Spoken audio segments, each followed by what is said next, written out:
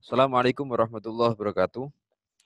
Pada kesempatan kali ini kita akan belajar tentang materi awal dari garis dan sudut ya. Yang pertama kita akan belajar tentang hubungan antara titik, garis, dan bidang. Sebelumnya kita harus berkenalan dulu dengan yang namanya titik, pengertian titik, garis, dan bidang. Titik, garis, dan bidang. Oke. Yang pertama, titik. Titik itu adalah biasanya lingkaran kecil yang berwarna, entah itu berwarna apapun, titik ya, di lingkaran kecil yang berwarna, entah itu merah ataupun hitam ataupun biru, dan dia berwarna. Titik ini biasanya disimbolkan dengan huruf kapital, misalkan titik A. Nulisnya seperti ini, tidak boleh gini. Nah, ini tidak boleh. Oke, itu titik. Yang berikutnya adalah garis. Oke. Garis ini adalah kumpulan dari beberapa titik. Nah, ada kumpulan dari beberapa titik yang akhirnya membentuk sebuah garis seperti ini. Nah, ini ada panahnya di ujung kanan dan kiri. Itu artinya adalah panjangnya tak terbatas. Ya, jadi bisa ditarik panjangnya hingga tak terbatas. Berikutnya adalah bidang. Bidang ini adalah kumpulan dari beberapa garis sehingga dapat diukur panjang dan lebarnya. Misalkan, nah ini namanya bidang ya. Jadi memiliki panjang dan lebar. Oke, itu sudah pengertian titik, garis, dan bidang. Berikutnya adalah hubungan antara titik dan garis. Hubungan antara titik dan garis. Hubungan antara titik dan garis.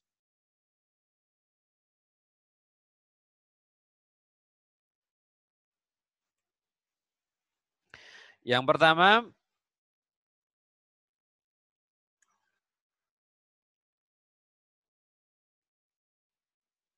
nah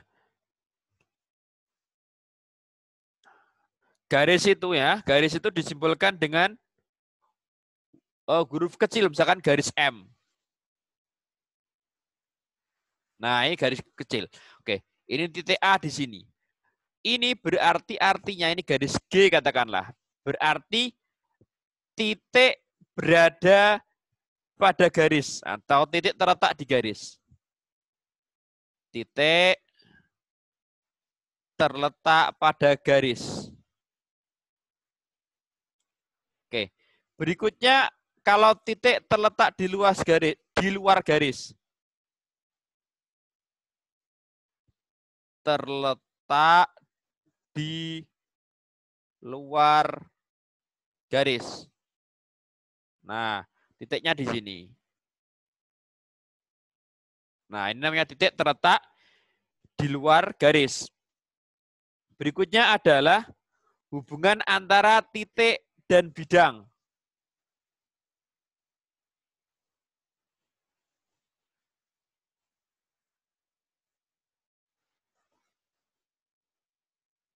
Titik dan bidang. Nih.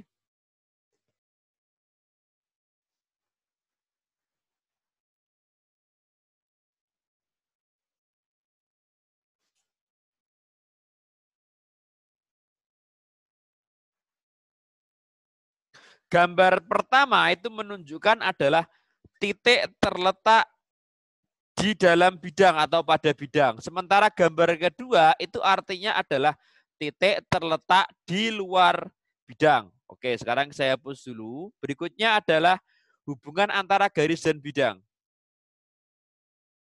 Hubungan antara garis dan bidang.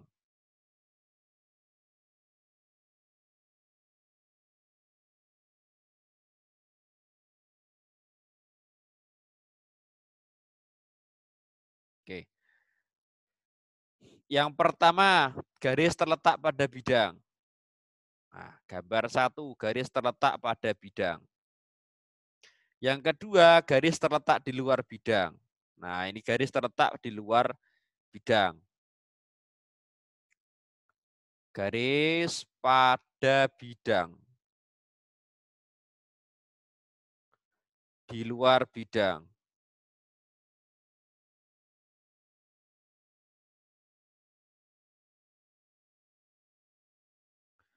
Kemudian yang berikutnya adalah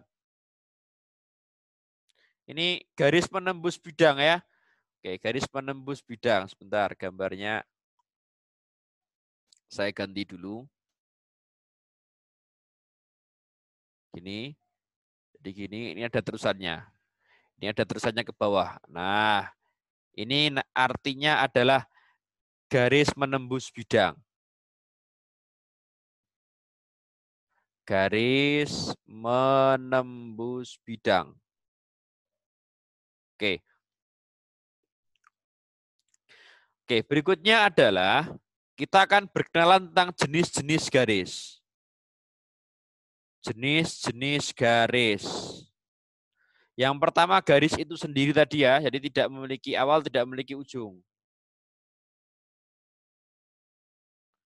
Garis. Tidak memiliki awal, tidak memiliki ujung. Ada panahnya dua-duanya. Yang kedua adalah sinar garis atau garis sinar. Jadi dia punya awalan tapi tak punya ujung. Nah, inilah ini. Nah, itu sinar garis. Berikutnya adalah ruas garis. Ruas garis atau bisa dikatakan dengan segmen garis juga bisa.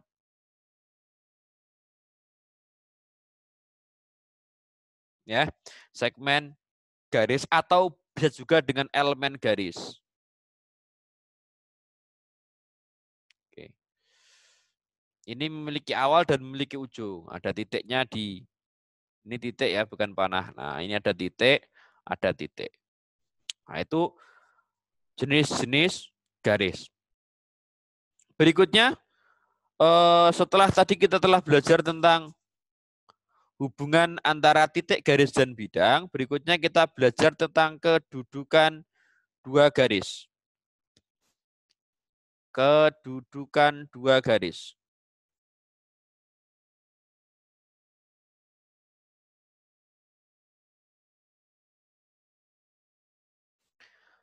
Yang pertama adalah garis sejajar. Dua buah garis-garis sejajar. Sejajar.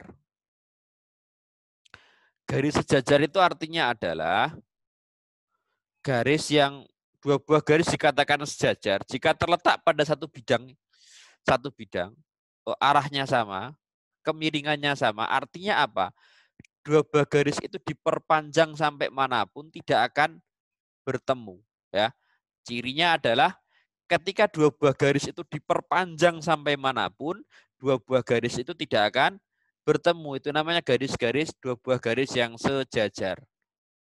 Berikutnya adalah garis berpotongan, garis-garis yang berpotongan.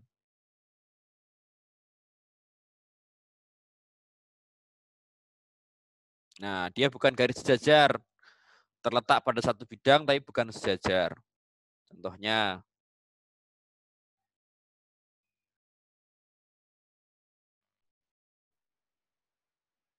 nah ini misalkan, lah ini tuh namanya titik potong. Titik potong. Nah, berikutnya adalah garis berimpit. Garis dua buah garis berimpit.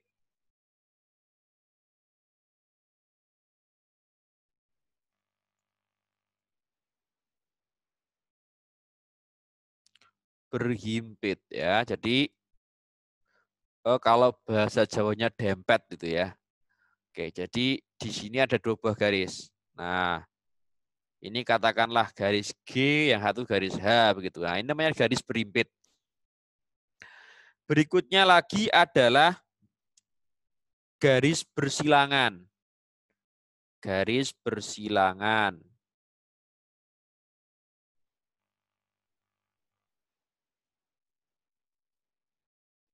Oke.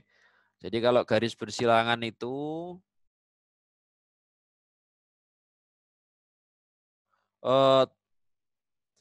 tidak terletak satu bidang, terletak pada bidang yang berbeda. Terletak pada bidang yang berbeda, namun dia bukan sejajar. Berarti dia tidak akan bertemu karena bidang yang berbeda ya.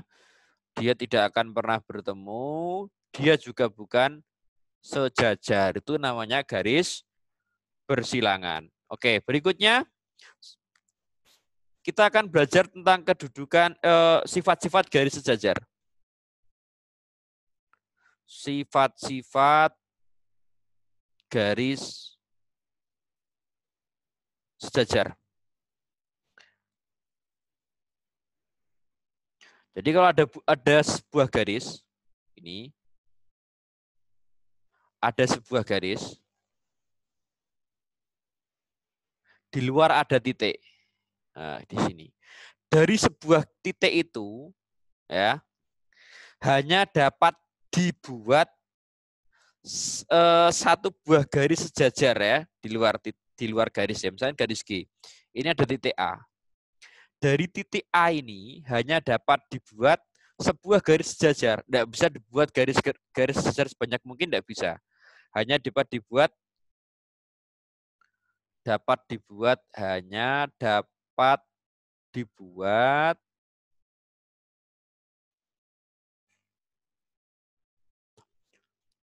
sebuah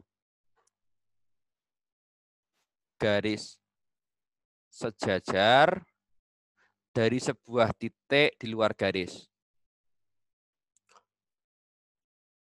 Di luar garis. Nah, artinya kalau A itu mau dibuat garis yang sejajar G, hanya ada satu buah garis saja. Oke, berikutnya. Ada dua buah garis yang saling sejajar. Kalau ada sebuah garis yang memotong salah satunya, ya, memotong salah satunya, itu pasti memotong keduanya. Tidak mungkin kalau memotong cuma satu ya. Contohnya gini. Misalkan garis ini namanya P, Q, R. R memotong P pasti juga memotong Q. Ya, jadi sebuah garis kalau memotong sebuah garis pasti memotong garis yang sejajar dengan garis yang dipotong tadi. Berikutnya,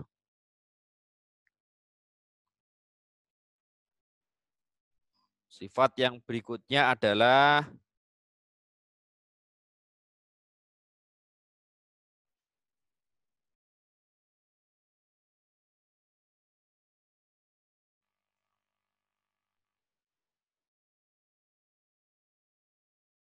nah, ini garis G, garis H, garis K. Misalkan G sejajar H, ini tanda sejajar gini ya.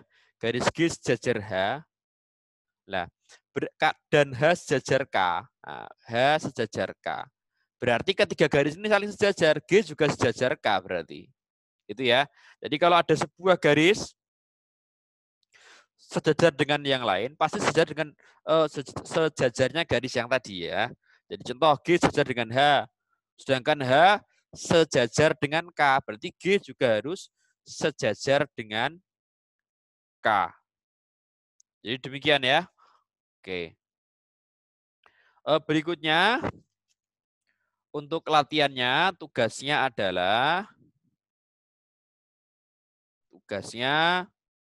latihan 1,